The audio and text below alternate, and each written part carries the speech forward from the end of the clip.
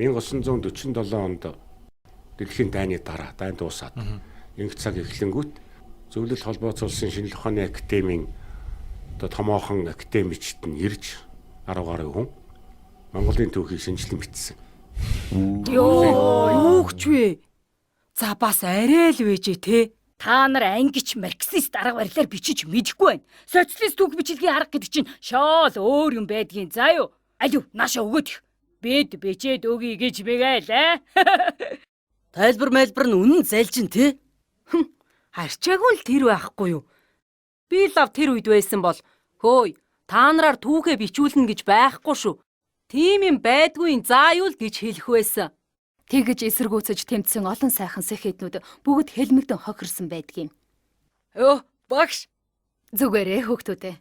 Багш нь уулзалттай тэмдэглэл авахар орж ирсэн. Өөрөө ирэхгүй л ярианд ч оролцчихлоо. Уучлаарай. Зүгээрээ багшаа. Бид харин Үлзий Батаргаа орсон подкастыг сонсч байлаа л да. Баяртай багшаа. Тусгаар ус. Түүхээ өөртөө бичиж чаддгүй. Нэг л логикгүй юм аа. Зөвлөлтүүд бол үнэндээ л даам гарцсан байсан юм байна дөө. Ердөө 30 жилийн өмнө монголчууд их түүхээ үннээр нь мэдэх боломжгүй.